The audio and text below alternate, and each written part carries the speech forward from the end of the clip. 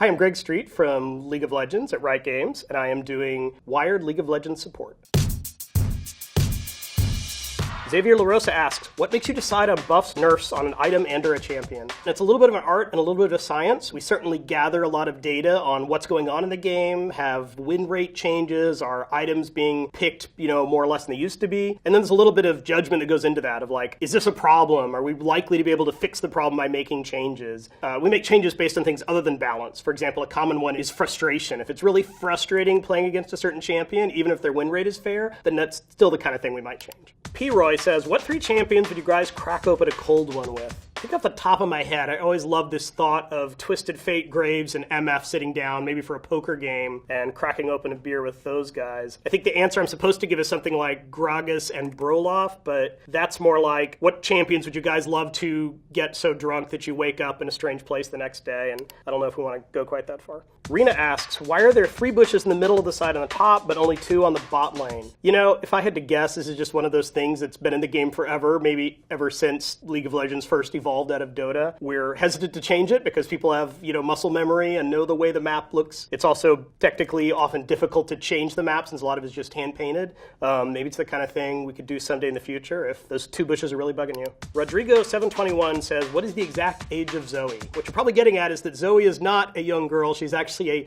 many thousands-year-old supernatural quasi-divine entity from Mount Targon. I don't know that we've specified the exact age, but I think it's in the thousands, if not tens of thousands of years. Exile Cast says, okay, League of Legends, serious question. Can we get a Kanye skin for Kayn or not?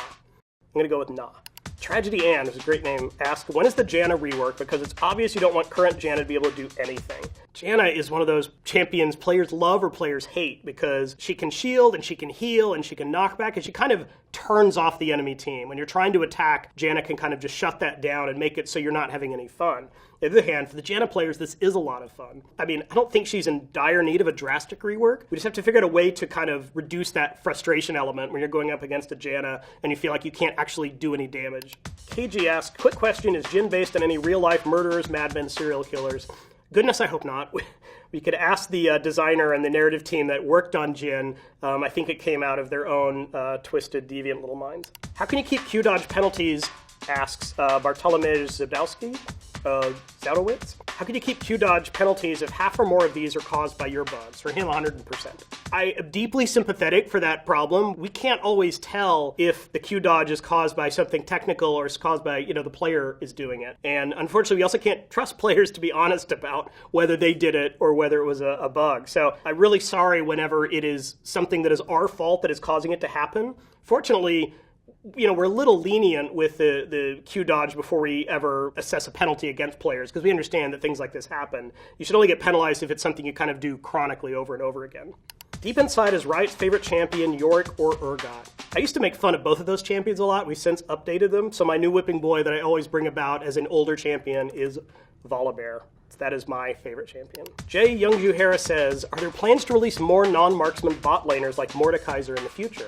That is something we would love to do if we could do it right. As an example, we just released Pyke, who is a, intentionally bottom lane support champion, but he plays much more like an assassin. He's the assassin class in the bot lane position, if you want to be technical. Long term, we'd love to do it, but it has to be the right champion, and we, don't want to do something messed up just so we can claim that there's more diversity in the bot lane. Great question. Derek Tam says, when will be the next Ryze rework?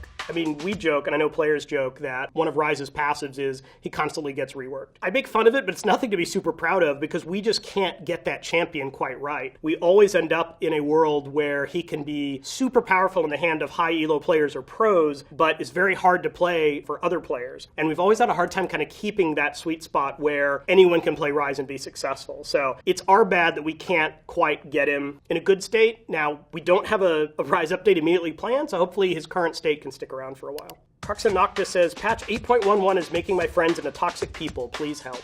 I'm sorry, we don't need more toxic people in the world. I don't know them. They're your friends, so maybe you could talk to them and get them to understand kind of what's going on, and, it's just a video game. Kevin says, I was in the middle of a ranked game and the client kicked me out. Now there's emergency maintenance. Is my LP going to be affected? If you trigger Lever Buster, which generally happens if you've left a lot of games, then your LP will be affected. Overall, it should be neutral. I'm doing that based on memory, so I could very well be wrong, but that's my understanding. Gustavo Ruza says, what is your stance on putting ketchup on pizza? It's very important. I am anti-ketchup on pizza. I think that's a little weird, dude. Sorry. Philip says, hey, League, what do you think of an Emo Teemo skin? If you like the idea, please name it Emo, E-E-M-O.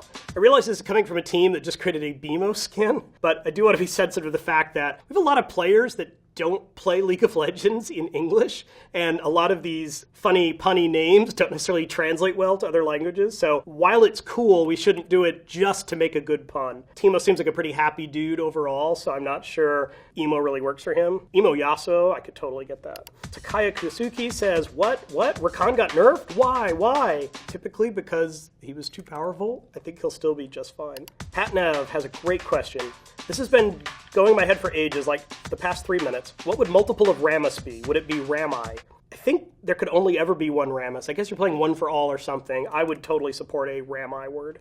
Rammus is a little complicated. Does League of Legends ever ban people? Happened 3 times already. This is from Esther. My autofilled support just decided to ditch me to go top jungle instead, leaving me in bottom lane alone 1v2. We do ban people. The best way to ensure that someone gets appropriately penalized is to report them. When we get enough reports, that's the kind of thing that lets us recognize that this is consistent bad behavior and not just someone having a one-off or maybe a unintentional disconnect or something like that. I'll also pitch here a little bit that part of the intention of the rank changes we're doing for next season is to separate out MMR by position. So if you don't normally play support and you get autofilled support, it won't penalize your main MMR if that's, say, on mid, for example. You can play the support. Hopefully you'll do well. Hopefully you'll increase your MMR on support. But overall, you're only out a little bit of time rather than having your MMR penalized. And hopefully that'll lower the amount of people that feel like they have to bail if they get autofilled. Tuchiomi says, hey, how about a game mode where we play pre-reworked champions? I'd love to visit old Yorick or AP Scion. The real answer, which you probably don't want to hear, is those champions are gone. It's not like we have an old version of the database and we just flip a switch and they're back again. And even if we could do that, they probably wouldn't work. There's probably been changes to things like runes or items that make it hard to just, turn on this older content and have it come back without doing a whole lot of work to make them functional. I've often loved the idea of could we have a temporary game mode where we get to come back and play all the older champions? But again, that may be a ton of work to implement. Rico says, why did you guys remove the freak announcer? Those were always intended to be temporary. I think we'd have to figure out the right way to bring them back in some kind of permanent mode or give players an option to turn them on or something like that. But I think for the time being, we'll leave these announcer packs as kind of special occasions. Don't want anyone to overdose on the freak. Tathan asks, why is Gangplank's ult minimum CD 77 seconds if he has a Minuteman skin? Its minimum should be 60 seconds, Bang. We have a lot of players in other parts of the world besides North America. They might not understand what a Minuteman is in U.S. history, and therefore might not understand the 60-second duration. I'll just leave it at that. Poor Brock Dries says, decided to start playing again, but I've forgotten my password and what email account it is linked to. I mean, I laugh, but I think that's probably a pretty common situation. I know if I pick up a game or even go to a website that I haven't used in a long time and I have trouble remembering what it's attached to. Usually, if you could figure out the summoner name, you can contact our player support and they can kind of help you get through to the right email address. You also might just try hitting Riot customer support from the different email accounts, and they could probably help you figure out which one it is. Rocket Murray says, can you tell me how I can work for Riot Games? I've finished graphic design school and a master tier player, and I'm passionate about the game. I mean, those are 3 important things. I mean, we get a lot of people who say, I love the game, but you love the game and you're really good at it, and you've actually got a degree in a skill that we need all the time, which is graphic design. So, I mean, obviously the best way is to go to the section of the Riot Games website where we talk about open positions. Even if you don't see one in graphic design, I would go ahead and send a resume and a letter, explain why you want to work at Riot on League, explain what it is you bring to the table and why that team should hire you instead of someone else. Passion's important, but it's kind of not enough. You also have to have a skill that a company, whether it was Riot or anyone else, is really, really looking for. So if you really crush it at graphic design, you shouldn't have too much trouble getting a job anywhere. You guys, thanks a lot for these questions. Some of them are a little trolly and memey, but there's some really good stuff in there too, and I don't mind answering any of it.